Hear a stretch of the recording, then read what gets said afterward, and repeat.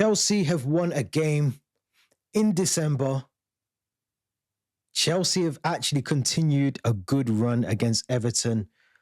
1994 was the last time Everton beat Chelsea at Stamford Bridge, and we continued the good record against the Merseyside team in blue. Welcome back to From the Shed End. Welcome back to the channel. If you're new, as always, make sure you smash that subscribe button.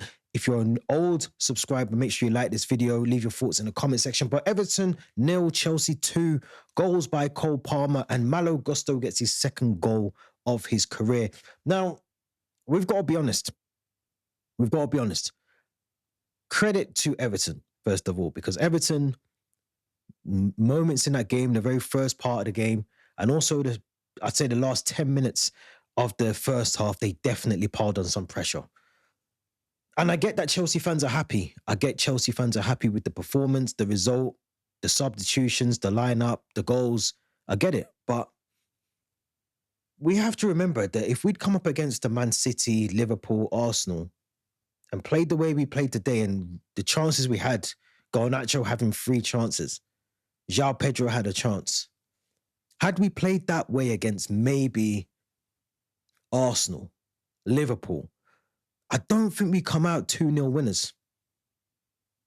I don't think we come off the team, off the pitch with 3 points.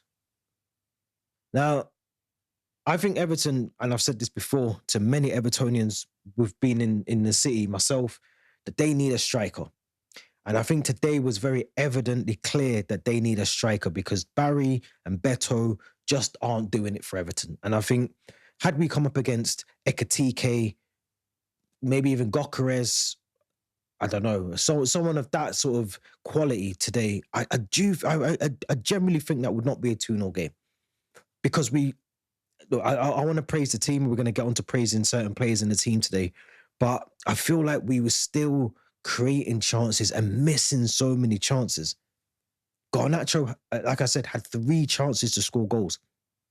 Reece James, brilliant free kick, brilliant save from Jordan Pickford. But even João Pedro, João Pedro for me, and I said it yesterday, for me, Marc Gui should be playing in that role. I think Marc Gui would offer you so much more as a number 9 than João Pedro. And I'll be honest, did we even sign João Pedro as a number 9? Did we sign him as a number 9 or did we sign him as a 10? Did we sign him? Have we overstocked ourselves in that part of the team where there just isn't enough, there isn't enough opportunity for certain players to play in the roles that they need to play? If we're being honest. But I think let's talk about the positives, because the positives are that we got to see another really good display from Robert Sanchez in goal, who I thought was brilliant, pulled off some good saves. Doesn't mean, look, I mean, we spoke about Robert Sanchez last season, how bad he was with his distribution, how bad he was in terms of his mistakes he was making at the back. He seems to have eradicated a lot of those now, and he seems to be playing, for me personally, I said it yesterday, he plays some of the best football we've ever seen him play as a Chelsea player. He looks like the Robert Sanchez that why we signed him from Brighton. He looks like that Robert Sanchez. He seems like he's cleared his mind. He seems like he's ready to be focused. He looks like the goalkeeper that we need this season, definitely. I mean, Mike Penders is doing well for Strasbourg, but he looks like a good goalkeeper. Now, I have to credit these two. I've been screaming for consistency at the back, and that's what we got. We got to see Wesley Fofana and Trevor Chalobah. And again, I want to caveat this with, it was Barry up front and Beto, and they didn't really create any chances. They didn't really have any shots on target. So I want to credit them, but I also want to make sure that we understand it is only Everton. And that's not a disrespect to Everton. It's just they didn't create enough chances, but they done what they needed to do. And that was keep the shots on target, the shots that Sanchez was probably going to have to save. They kept it down to a very low number. And that's what you got to do as a centre back. So they played very well. To me, that is our strong. When you see Tosun and you see Chalobah playing, and you see Wesley Fofana and you see Chalobah playing, it's night and day. It's absolutely night and day. You can see the difference between the two of them. Chalobah today was spot on. I'll criticise him against Leeds, against Bournemouth, against Atalanta with Wesley Fofana as well. Today, they both got it spot on. Absolutely spot on. And we have to credit Reece James and Malo Gusto. Malo Gusto, Reece James, Malo Gusto with the perfect ball to Cole Palmer. What a ball. What a ball. That is the ball that Enzo Fernandez should be playing through to Cole Palmer. But Reece James as well, credit to him. Another solid 10 out of 10 performance for me. Didn't put a foot wrong. Bossing the midfield, getting high up into the field, overloading Everton, making sure defensively he's doing his job as well. Reece James was perfect, captain performance. That was another solid performance from Reece James. Another solid performance. We have to, if we don't do anything with Maresca and we talk about Maresca in a negative way, we have to positively give him the credit for allowing Reece James to play one game a week, manage his minutes. He's done the same for Wesley Fofana.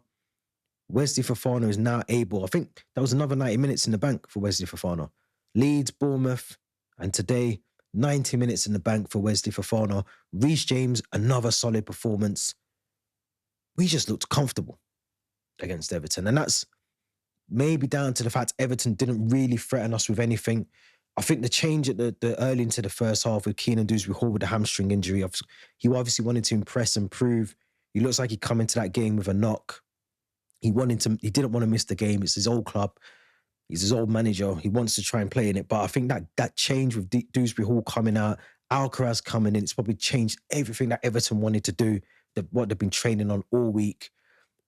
But, like for me personally, goals today, the 2 goals, Cole Palmer's goal was sensational. Sensational. I have to take my words back because I said it's going to take a while for Cole Palmer to hit the ground running after the back of the injury. But he looks like the old Cole. I said it yesterday. We need the old Cole Palmer back. We got it today. We got the Cole Palmer that we want back. Lovely through ball. And I don't know if you got to see it, but Cucurella's arms are up. Before the ball's even in the back of the net, Cucurella knows this is a goal from Cole Palmer. It's a beautiful ball. Shows Jordan Pickford the eyes. Near post goal. Brilliant. Brilliant to see that from Cole Palmer. And Gusto as well. Another goal for Malo Gusto. Brilliant performance from him. Brilliant performance. In that 8 role, got it down to a T. Got it down to a T. So we have to credit Maresca because as much as he tinkered slightly, he got players playing in a position that almost was very reminiscent of the Atalanta performance, but it was a different setup. And this is where I keep saying you've got to change things. As a manager, you have to change things. You have to be able to understand the team that you're playing up against. Sometimes you can overload them with the midfield and the inverting of the fullbacks and overlapping on the wide. Sometimes you've got to be a bit more calm, composed on the ball and understand you're playing against the Man City and Liverpool where you can't just do that. You can't just do that. Now, the only criticism I have of Enzo Maresca today is Esteval Willian. Esteval Willian should not be getting 10 minutes against Everton. Esteval Willian, for me personally, the second Garnacho miss, put Neto to the left, put Esteval on the right-hand side, keep Cole Palmer as the 10. If you want to keep João Pedro in that number 9 role, you keep him there. But Esteval Willian cannot be sat on the bench. Sat on the bench against Atalanta, sat on the bench again today against Everton. I worry that we lose him to Real Madrid. I worry that we lose him to Barcelona. I worry that we lose him to a Manchester City because he's too good. Esteval Willian cannot sit on Chelsea's bench. He's too good. He's too good of a player. He should not be getting 10 minutes of football in a game when you're 2-0 up, you're cruising. He should be getting a lot more. And today, whether it's just managing minutes, whether it's an injury that he's picked up or whatever, but he has to be playing more football because even when he came on, you could see there was a lack of confidence in his play. And when you're not playing games, you're not playing as much football, you are going to make a lot more mistakes because you're not getting the game time that you need. You can train as much as you want as a player. You have to be playing games. And Esteval Willian, for me, look, Ancelotti's got him in the Brazil team. He's going to the World Cup. He's a starter in Brazil's team. If that doesn't tell you something, we've got a gem. He should not be sat on the bench. Esteval Willian cannot sit on our bench.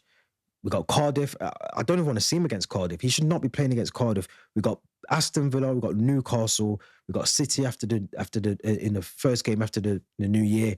he has to be involved in those games, because if we can continue the form that we're in after this Everton game and pick up some points, put some pressure on Arsenal, I'm just saying we are one striker, one decent striker and a centre-back away from being a title challenging team.